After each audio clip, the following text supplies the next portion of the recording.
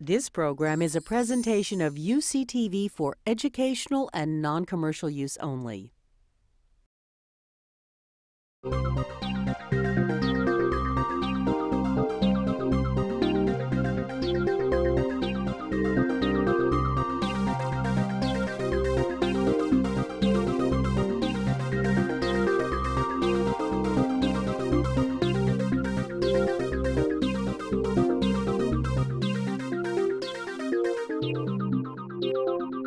Welcome to A Conversation with History. I'm Harry Kreisler of the Institute of International Studies. Our guest today is John Perry, who is the H.W. Stewart Professor of Philosophy at Stanford University. He is the 2009 Howison Lecturer in Philosophy at UC Berkeley. Hi, Harry. How are you? Glad to be here. Where were you born and raised? I was born in Lincoln, Nebraska, and was raised in Nebraska, stayed in Nebraska through college, left in 1964. And looking back, how do you think your parents shaped your thinking about the world? Well, I think they had a profound effect, of course. I mean, they were very much, my father and his family were very Republican. My grandfather had run for Congress in 1936 and was soundly defeated in the Roosevelt landslide. And I learned that Roosevelt was evil and so forth. My mother's family, on the other hand, were Democrats, and my grandfather had a picture of Roosevelt in his bedroom. So the biggest shape was probably my maternal grandfather, who was a sign painter, but a very thoughtful man, did a lot of reading, and I don't know, it's just, you grow up in Nebraska, you think that's a normal place to grow up. I mean, you look back at it 60 years later and you think, well, that was, you know, it was a rather, Nebraska in the 50s was a rather unusual place, very suburban, very. My grandfather and I used to go up to the Belfry in a local college every Saturday morning and watch for Russian airplanes. This is in Lincoln, Nebraska, you know, the Ground Observer Corps. And you know, of course, we, like, I suppose you're old enough to remember ducking and covering in case of nuclear attack. So all that seemed normal. Now it seems bizarre. It seemed normal then, it seems quite bizarre now. And so as a result of a line of Democrats and a line of Republicans, was there a lot of political arguments at the dinner table? No. My grandfather and my mother's side of the family learned that they should just keep quiet because the Republican side of the family was all lawyers and all articulate and all. One of my earliest memories, actually, is the 1948 election. My father and my uncle and the families and a whole bunch of Republicans had gathered around a big console radio in the living room to celebrate the end of Democratic rule. And you know, as a 5-year-old, I just remember the emotions of that night. They made a tremendous impact on me. I think it's when you learn your father is not omnipotent, and I certainly learned that, you know, they were just so devastated that Truman won. Mm-hmm. So. And what about in school in Nebraska before you went to college? Any teachers who really I'm curious as to when you got the philosophy bug. I guess it was much later. Well, there was a couple of really good teachers. There was one guy named Glenn Fosnot. Actually, his son was one of my best friends, and he was just a homeroom teacher. Actually, he must have taught something else, but he had a big influence, and he may have been the one that told me to go read Will Durant's Story of Philosophy. That's the first philosophy book I ever read. I was a very mediocre student. Tried to play football without success. But I did a lot of reading. It just didn't translate into much academic prowess until I got to college. And where did you go to college, and what did you major in? Well, I went to Doane College. I'm sure you've heard of it. It's the Harvard of Saline County, Nebraska. I wanted to go away from home, and I wanted to play football, and it was 25 miles away, and with only about 300 students, I thought I should be able to make the football team.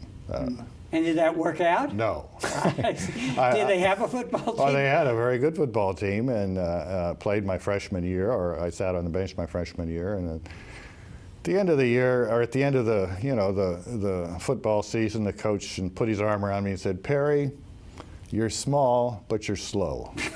But I bet you'd make a really good student. So that was very inspiring, and I got into academics. But I believe I read somewhere that you wanted to be an engineer? Well, yeah, as I said, I didn't have my eye on the ball as a high school student. Actually, I originally wanted to go to West Point, but my eyes weren't good enough, and probably wouldn't have gotten in anyway. But so finally I went to Doane, and I had a vague feeling I could be an engineer, but they didn't have a school of engineering. I forgot to check that out.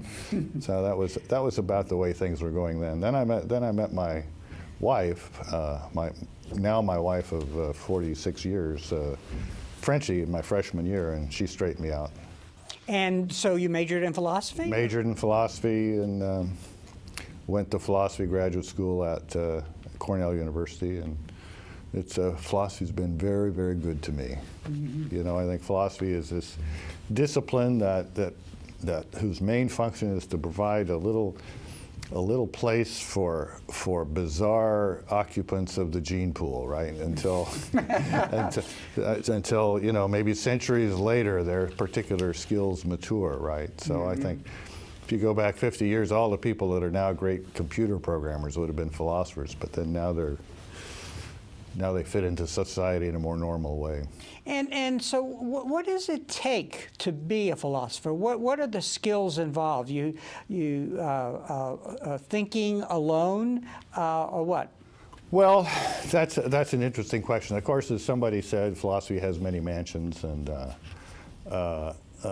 but the dominant philosophy in America during my career has been what's called analytic philosophy. It doesn't mean too much, but it means basically you're supposed to be able to write and think clearly and not get into a lot of pomposity in the way that philosophers often do. And, I've been happy in that movement. But there are philosophers, there's different kinds. There's philosophers who love to read philosophy, love to talk philosophy, don't like to write philosophy. And I think they're maybe the best philosophers of all, but they don't fit very well into our current academic situation where you're rewarded for writing what we call research, scholarship, and thinking in the case of philosophy.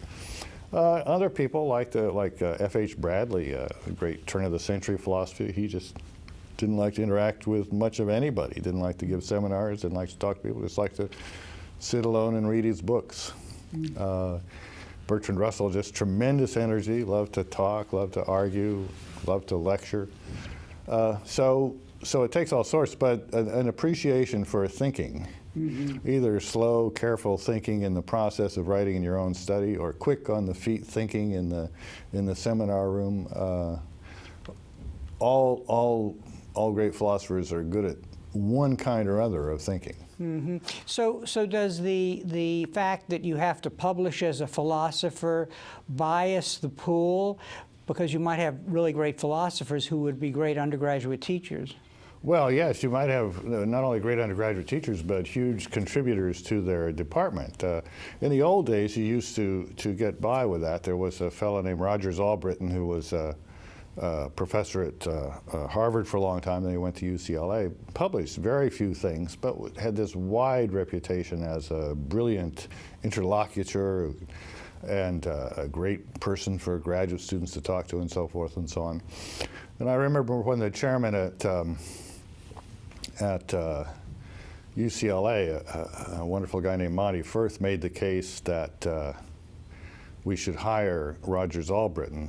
Of course, the comparison's always with Socrates. Socrates didn't publish anything, but everybody he was around benefited by talking mm-hmm. to him, and that's the way Rogers Albritton would be. And so Albritton got appointed, but the dean sent a memo that said, "Don't try that Socrates argument on me ever again." Nowadays, that kind of appointment would be very, very hard to make. But those are often the most useful people in the department. People like me who aren't very good at getting things read and like to write,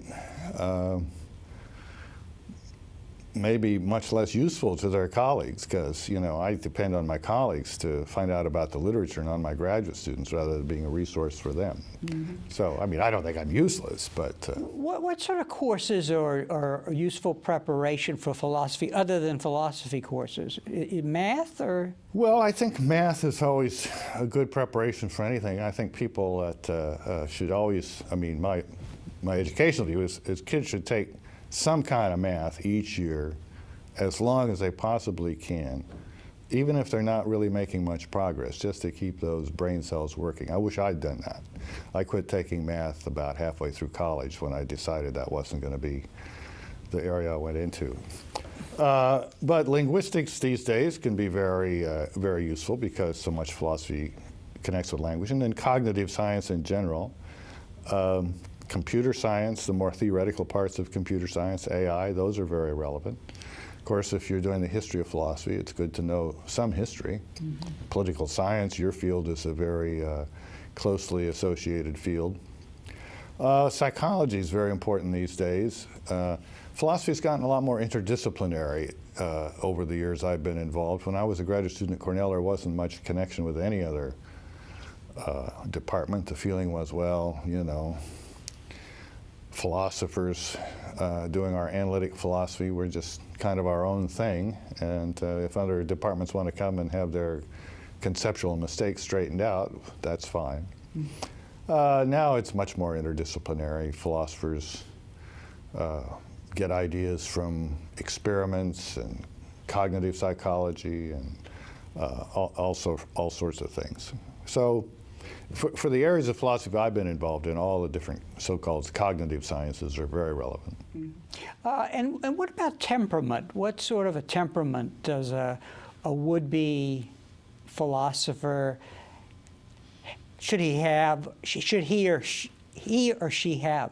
Well, you'd think maybe they should have a philosophical temperament, right? Kind of take a broad view of things, be able to see all sides, so forth and so on. I can't say honestly that I see much correlation between having a broad philosophical temperament and being a successful academic philosopher. I mean, some do, maybe a little more than the average run-of-the-mill population.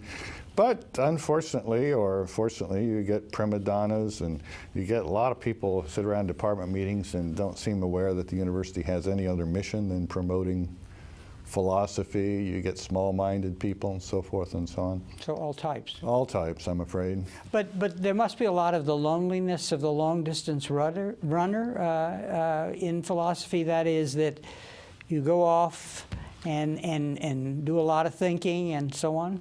Well, it's compared to a lot of other things that happen at the university. A lot of philosophy is more like math, or where you basically the work is done sitting alone trying to unravel some problem, and less done with a laboratory group. I try to have group meetings every so often of the students who are working with me, but frankly, it never works very well. So it is much different than the kind of team-based scientific endeavors that are fairly common in the university. Does that kind of setting require a kind of courage, basically, that as you're grappling with problems, and especially if you're making kind of a breakthrough in some area? Well, I think chutzpah might be a better word.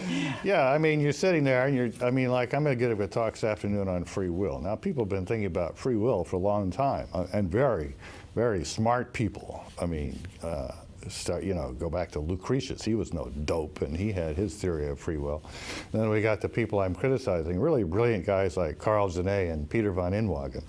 So for me to walk into a seminar at Berkeley, the greatest university in the world, with all these smart people like John Searle, God knows what he believes about free will, and say, hey, I figured out the answer. I'm defending Hume, so at least I got one really smart guy on my side. But I'm going to tell you what Kant and von Inwagen and Genet and all these guys have wrong. It takes a certain amount of chutzpah or stupidity, but Why not? On the other hand, it's a little bit like Jimmy Carter, you know. He sat on his, when he was governor of Georgia, he sat on his front porch and he met all the candidates that came through running in the Georgia primary or the Georgia caucus.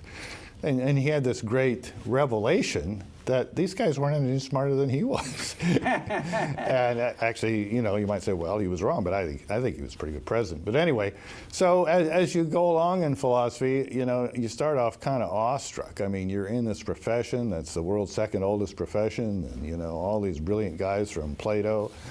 And then you meet some people that, you know, you just say, well, no doubt about it, that guy's a lot brighter than me. When you know, you're going to meet a Bob Adams or a David Lewis, his names might be familiar to some of my colleagues, or John Searle, and you say, well, you know. On the other hand, you do a lot of reading and you meet a lot of people with good reputations and so forth that you have a little bit of the Jimmy Carter feeling. Well, gosh, I mean, my ideas are as good as those. I've come to have the following view of philosophy that's a little bit metaphorical. I think there's a muse of philosophy. Mm-hmm. And I think the muse of philosophy is like the head person in the public defender's office, right? And they're assigning philosophers to ideas and ideas to philosophers, and the philosophers are supposed to defend the ideas.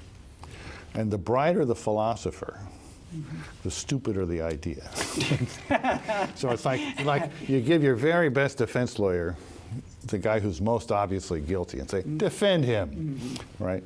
And then more mediocre talents like me, you give really plausible ideas that are easy to defend. So that's my picture, right? I see. Now, in the case of the person who has the worst idea, I won't tell you who I'm picking. No, I'm not. No, just following up on the metaphor. Does he then improve the idea, or is it like banging his head against the wall? No. He or she becomes incredibly famous for working out some elaborate scheme where the idea seems within the scheme quite plausible. So like Leibniz, for example, would be a good example with his ideas of monads and really isn't any causation and so forth and so on. Bizarre ideas, but wonderfully defended. So give us a general sense of what a philosopher does. We've talked about the skills. I mean, are you bringing order, a set of rules to a domain of ideas? Or is that a fair question? Is that a fair question? I suppose to a certain extent. I mean, a lot of people find it baffling. Well, what do you do in philosophy? I mean, like scientists research, but what do? They kind of have the feeling, well, philosophy is a finished business. There's all the dead philosophers, and philosophy must consist of teaching. But actually, no, you get involved in the same. I had a teacher once named O.K. Bousman at the University of Nebraska. I went to a seminar that he put on when I was going to Doane. And he said the first step in philosophy, the basic philosophical talent, is the ability to quicken the sense of the queer, which in those days meant notice what's odd about everyday things. Get puzzled about personal identity, right? Or about, what happens when I lift my hand.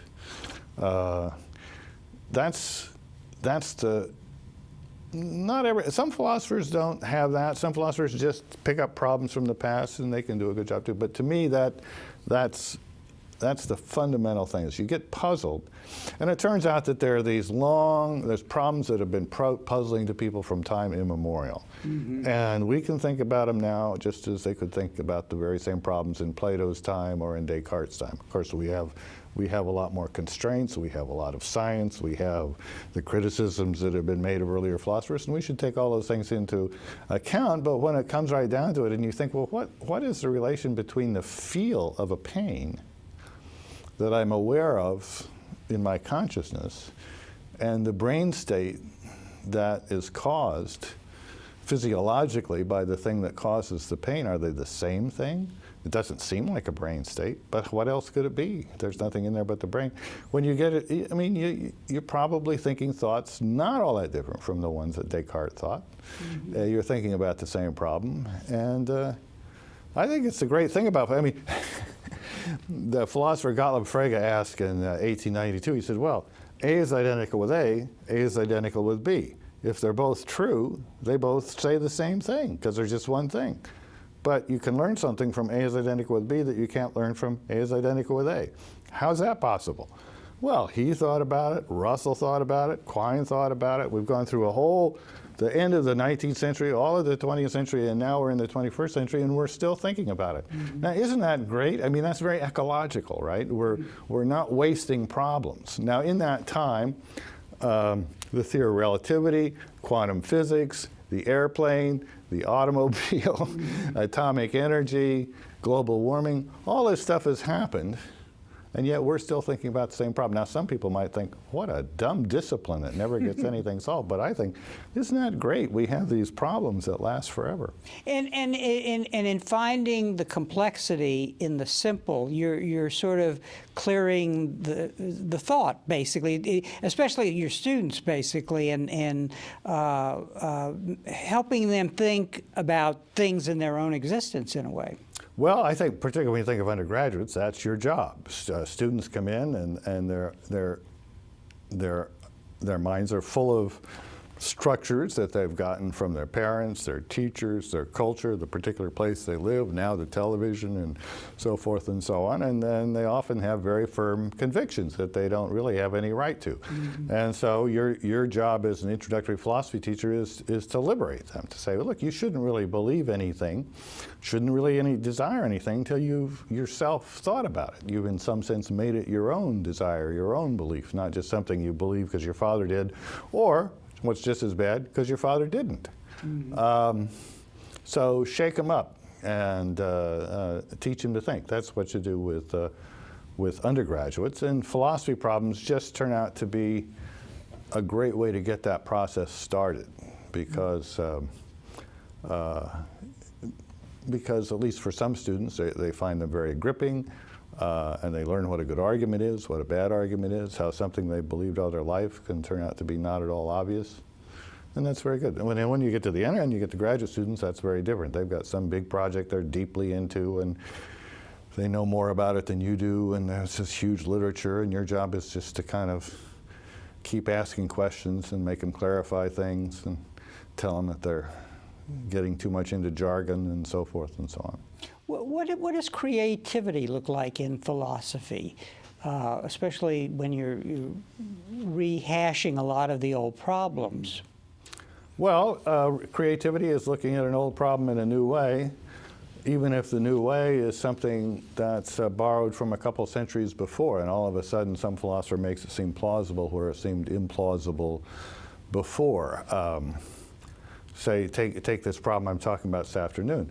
When I was a graduate student, everybody thought that Hume was right and free will and determinism were compatible. That is, everybody feels, well, gosh, if the world is run according to laws, including human actions, are we really free? Very natural reaction to say is, no, we're not. Hume said, yes, you are. Being free is just doing what you want, and it's okay if your wants in a law-like way determine what you do, you're free. Very plausible view. When in 1970, probably, if you took a poll of analytic philosophers, 90% would be compatibilists.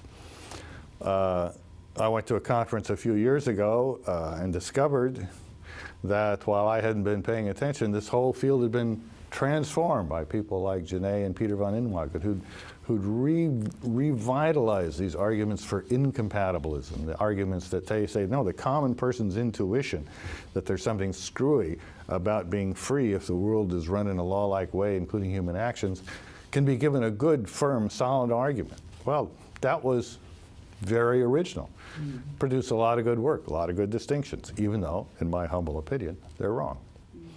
Now, let's go back to your education, because what did you do your dissertation on at Cornell? Identity, was it? Identity, yeah. I went to Cornell primarily because it was a hotbed of Wittgenstein studies at the time, and I'd become very enthralled with Wittgenstein. But after a couple of years, I got less enthralled with Wittgenstein and more enthralled with Gottlob Frege, a great philosopher of language and logician and mathematician of the late 19th century, and more modern people with the same interests like Willard Van Orman Quine and Peter Geach. And so my dissertation was on a rather narrow topic, identity, and defending what Frege said as opposed to what Geach said. A couple years later, when I was at UCLA, a fellow named Arnie Kaufman asked me if I wanted to do an anthology for a series he was putting together on my dissertation topic. And I said, sure, that sounds like a good idea. And he said, well, what's the topic? I said, identity. He said, okay. And a couple months later, he brought in a contract to do an anthology on personal identity. I think it never occurred to him that anybody could be interested in just identity. So he interpreted it as personal identity. So I was too embarrassed to to say anything, so I did an anthology on personal identity, and that's been a big part of my research ever since. Mm-hmm. And that was the subject of your Howison lecture here yesterday. Yeah, the nature of the self and self-knowledge, very related to the problem of personal identity. What is the difference between thinking, well, I am sitting here and John Perry is sitting here? Mm-hmm. Well, I believe I'm sitting here, and I believe John Perry is sitting here. You believe John Perry is sitting here, but you believe you're sitting there. So, so these I thoughts are very interesting. What's the difference between thinking about yourself in the first person and thinking about yourself in the third person? What's the difference between the meaning of the word I and say your proper name? And so here you are with a problem that you've grappled with throughout your whole career.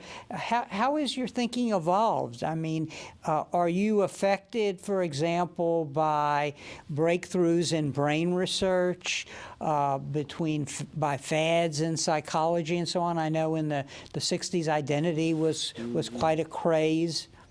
Well, not as much as I probably should be. Mostly indirectly by talking to people who've conducted the research, or their students, or my students that have talked to their students.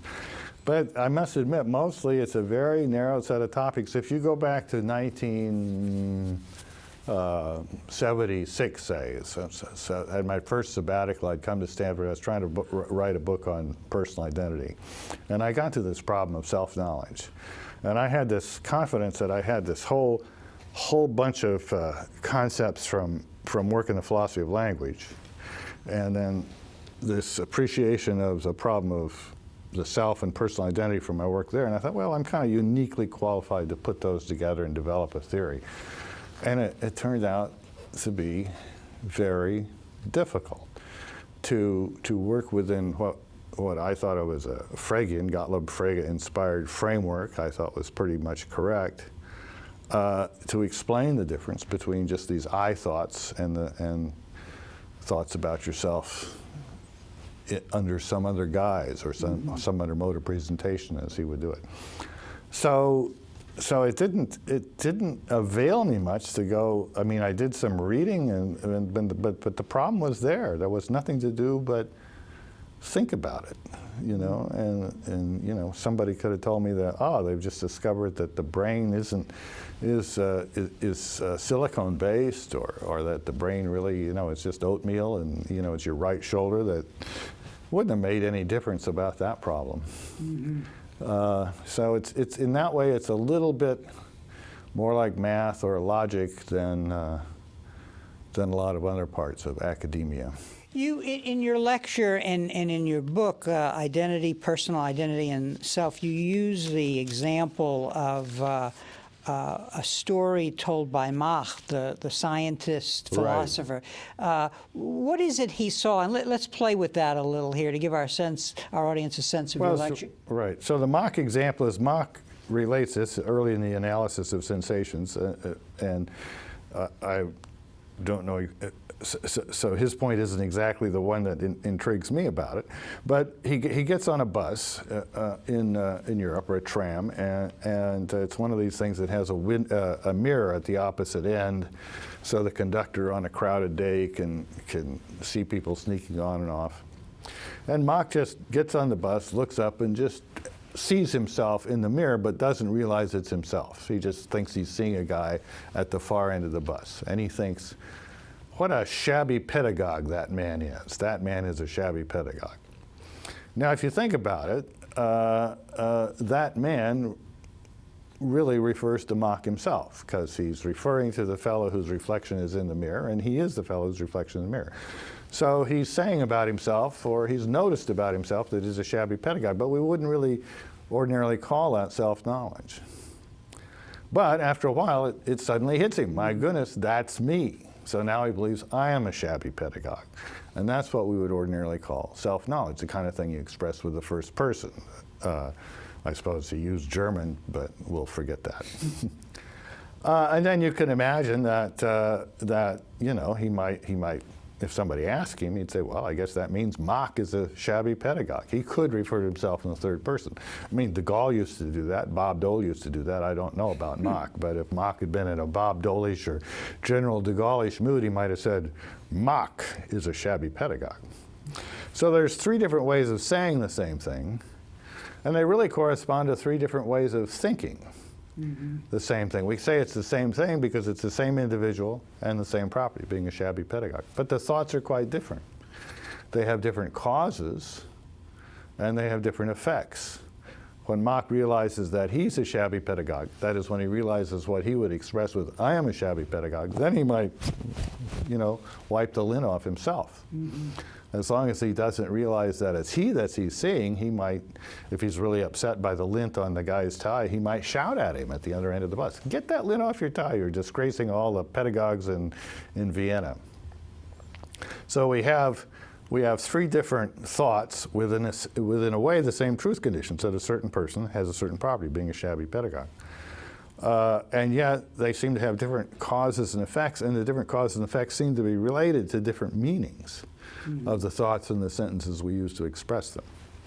Now, you note about this, you have to be in a certain theoretical framework to be bothered by it, right? I mean, if you're an analytical philosopher and you're coming from the works of Frege and Russell, and you think that there's a strong connection between the meaning of a sentence and its truth conditions, and you believe more or less in truth, then you might be bothered by this. Somebody coming from a much different angle might just think it's a trivial thing and not worth worrying about. But to me, it was of fundamental importance. And what would be significant for somebody who's not a philosopher? I mean, does this open up, following, let's assume somebody follows what you're saying, does it open up your understanding in a way about yourself and the world around you, as opposed to just the debates within philosophy?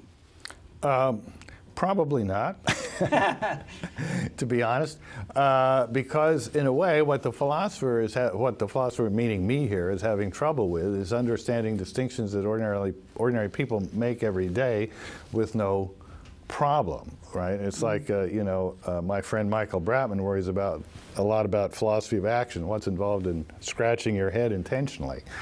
Now, when he gets this all figured out, it's not going to help people scratch their heads. The main effect is negative. That is, bad arguments convince people of crazy things that somehow have profound effects. If you're convinced by, you know, in the immortality of the soul or the immateriality of the mind, it may be that these views are connected with misunderstanding the logic of self-knowledge at some point, or misunderstanding basic things in the philosophy of action. So I think philosophers do have a occasionally good effect, sometimes a bad effect, but occasionally a good effect by undermining very complicated views with sometimes broad social and political implications that ultimately are based on confusions about very complicated things under the surface, but very simple things on the surface, like the way we talk and think about ourselves, or what's involved in scratching your head. In explicating these ideas yesterday, you used the concept of a buffer and a file, which as a layman struck me as, you know, clarifying things. Explain that to our audience, because I think it's useful, and then it helps one understand this recognition that you were talking about earlier, when Mach realizes that the shabby person that he has seen is himself. So this is basically a view I've come to that in my view, demystifies self-knowledge to a certain extent. And so let me give you this analogy. Instead of a buffer, let's talk about an inbox or a notepad. So you're a professor, and you have a certain number of undergraduate advisees you have to deal with. And at the beginning of the term, they come in and introduce themselves.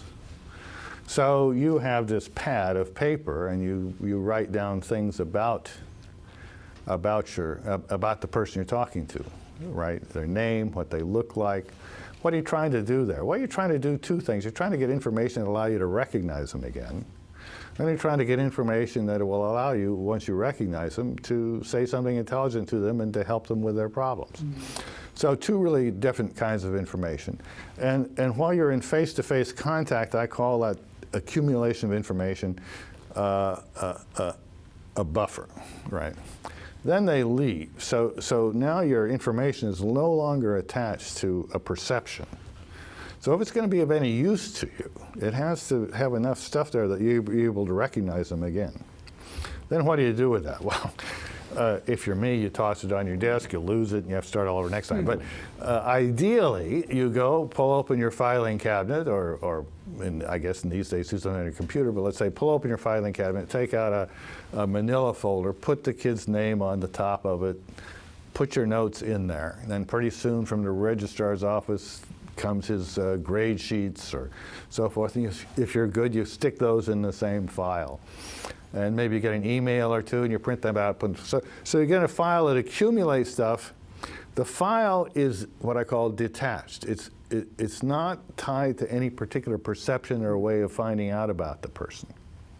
So we have this detached and attached knowledge. Attached knowledge, you're actually perceiving the person or talking to them on the phone. You've got some way of knowing about them. Usually also provide some way of interacting with them, talking to them, startling them, giving them a book to read.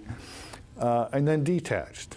The kid goes off. He could be in Burma or New York or Canada, or he could be in the office next door. You don't know, but you have this file about the kid, right? And why is it useful? Because he might come in again, and then you can talk to him, recognize him, so forth and so on. So in dealing with objects in the world, most objects in the world, we have this bifurcation between two ways of dealing with them.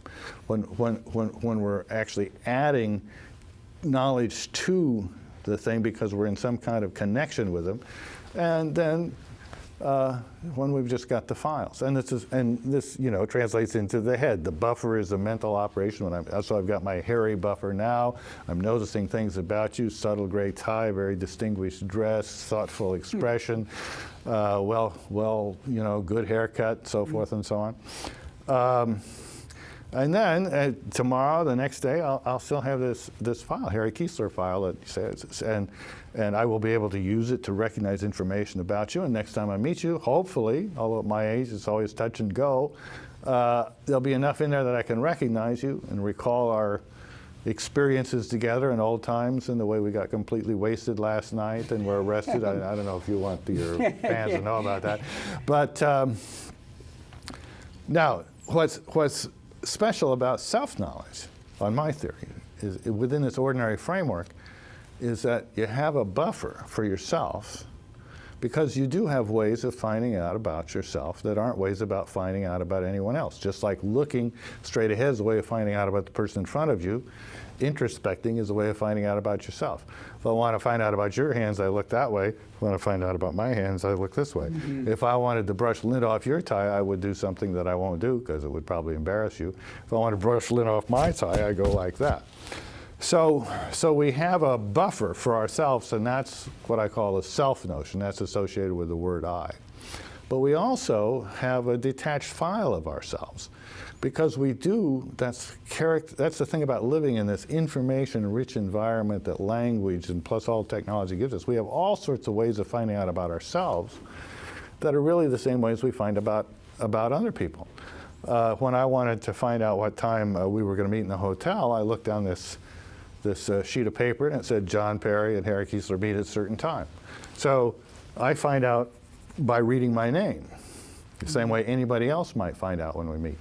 So we've got these two, we've got files on ourselves, and the files consist of not just stuff that we get in the ordinary way we find out about ourselves, the special ways we have finding out about ourselves, but also all the stuff we find out about ourselves in the same way that we find out about other people. Now, what's special is that in the case of self-knowledge, you never need to divide them. Mm-hmm. There's going to be a different kid sitting in front of me each hour of the day till I work through all my advisees. So I have to distinguish between the information I'm getting through my buffer and the file. You know, I have to detach. With yourself, your buffer is your file. Now, maybe your parents played a trick on you and convinced you you were the reincarnation of Woodrow Wilson, and then when you got to be 20, you had to kind of make a. But mostly we get it right. Mostly we know who we are, and so our self-knowledge is very special and unique, but it's not special and unique because of some mysteriously, cosmically perplexing, immaterial, immortal self. It's different because of ways that once you have a proper theory of knowledge, you can see are just a special case that comes with identity. So that's how it's supposed to work. So back to Mach on the bus. Right. So what that moment of recognition, is he seeing the buffer and the file simultaneously and saying, ah? Well, so his case is kind of special. So he sees a guy at the end, and he says, as I would say, opens up a buffer. As far as he knows, he's never seen that guy before. And he says, oh, there's a guy. And he watches him for a while, I mean, maybe just a few seconds, but he's accumulating information about the person he sees, about the person he's got information about through vision. And so for a while there, he's got his self notion. He's picking up knowledge about himself. If his stomach rumbles, he knows that in the way one knows one's own stomach is rumbling. I mean, if his glasses are dirty, he knows that in the way we know our own glasses are dirty. And at the same time, he's got another buffer for that guy. And then all of a sudden, he realizes, right, that these are buffers of the same person. They need to be merged. Mm-hmm. Another example of the same thing not involving the self, you're talking to someone on the phone and you're looking out your window and seeing a woman in a phone booth. And it turns out the person you're seeing and the person you're talking to are the same. But you might go quite a while without realizing that. You've got two buffers, person I'm talking to, person I'm seeing, and you realize they're the same. Same with Mach, except one of them is the self buffer, the one where he stores information that he picks up in those ways that we just know about ourselves. But is he realize, is this a new piece of information to go into his file, that he's the rumpled person that he sees in the mirror? Yes, it is a new piece of information, and that's an interesting point because that gets at one of the aspects of the problem is that kind of information. A is the same as B, where it is something that traditional philosophical theories of information have a problem with. This goes back to the problem I mentioned earlier that Frege had about identity sentences. If we think of information as, well, what does the world have to be like for this sentence to be true? Or what does the world have to be like for this thought to be true? Then a natural way to do it is, well, you say, well, what objects are involved and what do they have to be like? So if I think Harry has a gray tie, what does that thought have to, what does the world have to be like for that thought to be true? Well, this individual right here has to have a gray tie. So that's what you learn. That's the information. But how about the difference between Harry has a gray tie and that man has a gray tie? Well, at that level of information, you can't get at the difference because you are that man and you are Harry. Mm-hmm. So you have to back up and adopt a slightly different way of looking at the information that I call reflexive theory, which readers can get my wonderful book, Reference and Reflexivity. Makes a great Christmas gift, you know, small, compact, and read all about. And this, in other words, our ordinary ways of thinking, it suffices to just keep track of when people are saying the same thing and what people think and what they learn, just in terms of the objects they're learning about and what they learn about them. But in a lot of cases that fascinate philosophers and that you need to get straight to make the whole theory work smooth, that doesn't quite work, and you have to back off a little bit. That was where Frege's problem came from, and the problem of self-knowledge is again an example of that. Some of the puzzles about self-knowledge are really just special cases of this puzzle about how do you represent when you learn what A is B. If A is B, there's just one thing you're learning about, but it seems like there's two things involved. Mm-hmm. And you have to kind of give up the ordinary, as I call it, the subject matter level of analyzing knowledge in order to understand what's going on. For a number of years, you've actually had a radio program modeled after car talk called Philosophy Talk. Yeah, we don't like to say it's modeled after car talk because that was a joke I heard yesterday. Yeah, no, I mean it actually was, but we don't like to say it because program directors say, "Oh, another imitator of car talk." See. So now our official story is no, it's modeled after Money Talk with Bob Brinker. I see. Well, that's a better comparison in these times. So what are you trying to do there? You trying to with your partner Ken Taylor from the philosophy department at Stanford, trying to show the utility of philosophy for everyday life, bring philosophy to the masses. What's your goal and how are you doing it? Well, I would say the goal is twofold. In the first place, we think, I've thought, Ken thinks for a long time, that a lot of people have natural philosophical interests, and they would enjoy philosophy if they knew about it. But in American culture, it's somewhat it's low profile. In other words, you have a lot of people that go through college and learn that they like literature and spend their lives reading book reviews, reading books, and enjoying, they're not necessarily academic professors of literature, but they enjoy literature. Same should be with philosophy. Philosophy is a wonderful enterprise. It's been going on forever.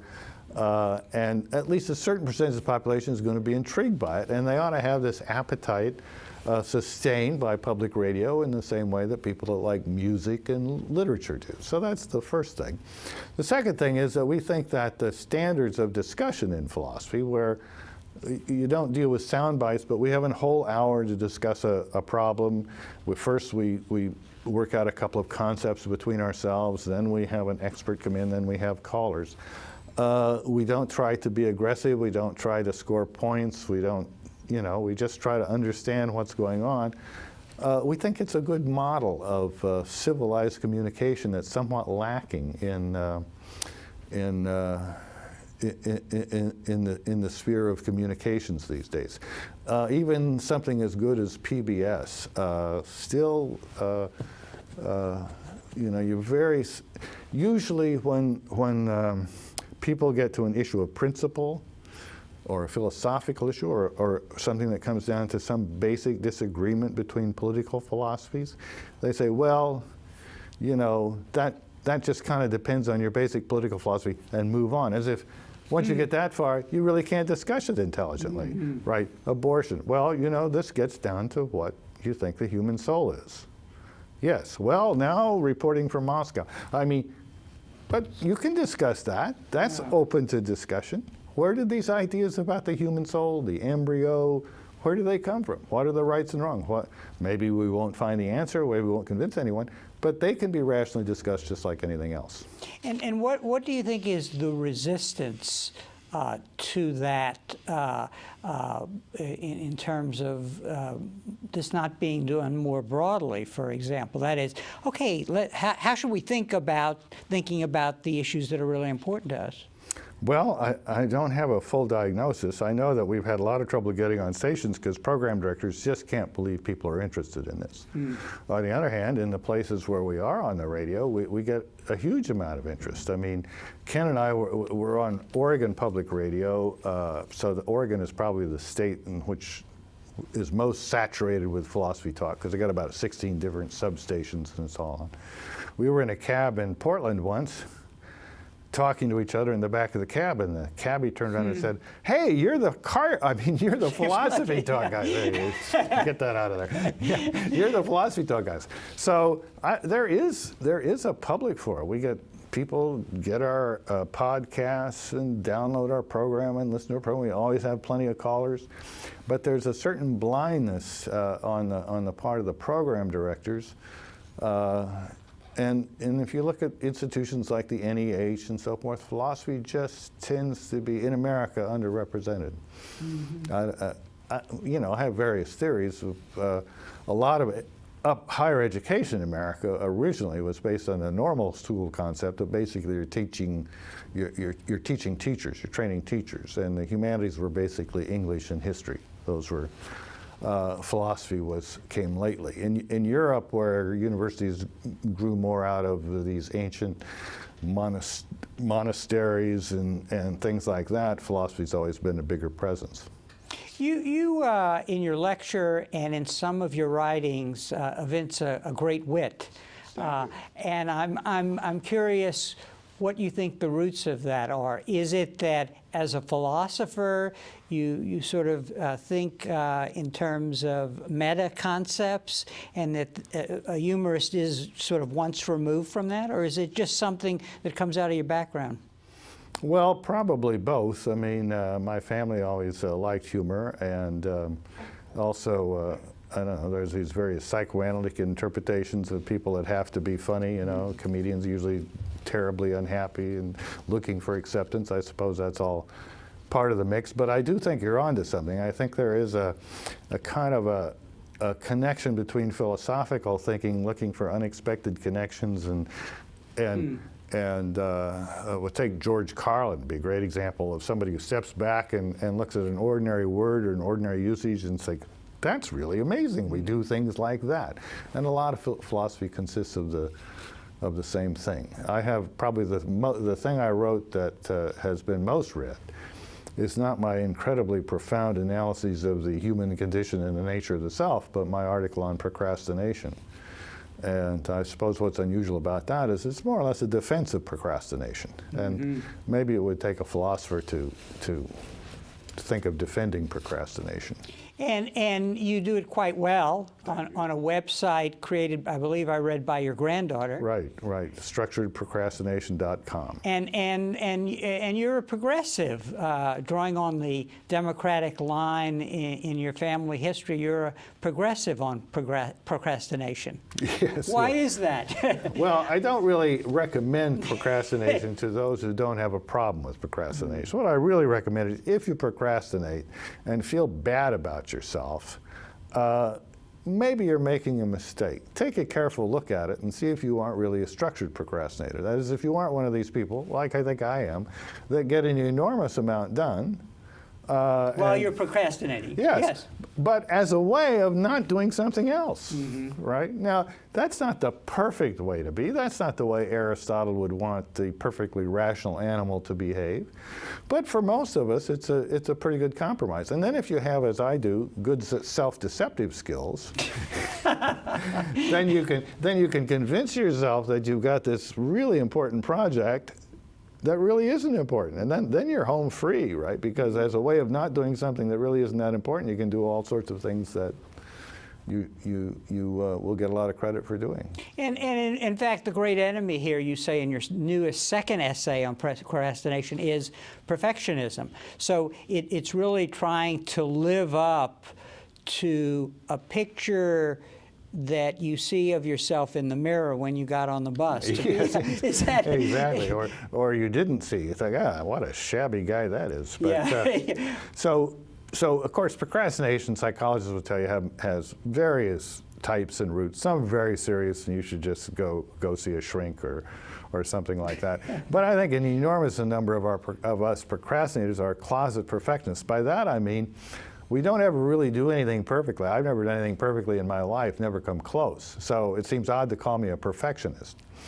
But I always plan on doing things perfectly, right? So I get an email from the dean, would you write a report on this, case, or some student discipline case or something, or I get a publisher asked me to write a referee report on a book, and my immediate reaction is, boy, I'm going to write the best report that's ever been done. I'm going to, And then, of course, I set the bar so high that I procrastinate and don't do it. So the perfectionism, even though it never results in doing anything perfect, results in procrastination, which is a way of getting to a point where you can give yourself permission to do a less than perfect job. Now, the course, for most tasks, a less than perfect job is fine, right? If you're writing a publisher's report, referee report on a book, there's no reason it should read like Churchill. There's no reason it should have the scholarship of something that's going to be in the Encyclopedia Britannica. It should be an intelligent report. And so if you're a perfectionist, you kind of start out thinking you're going to do the perfect thing, and then by procrastinating and suddenly realize you've only got 2 days to do it, or it's 2 days overdue is more likely, that's a way of giving yourself permission to do what's probably a completely adequate piece of work.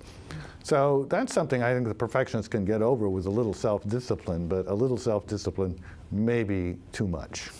One final question requiring a brief answer.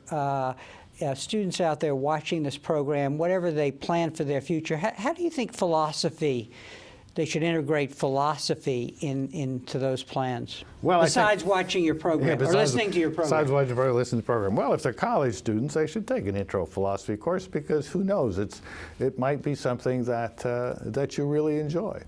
And by the time you get to college, you take an introductory piano course, it's probably too late to really get too much into the piano, although you might enjoy it. But philosophy, nice thing about philosophy is that you can get into these problems fairly quickly. You don't need to take preparatory courses for years and years.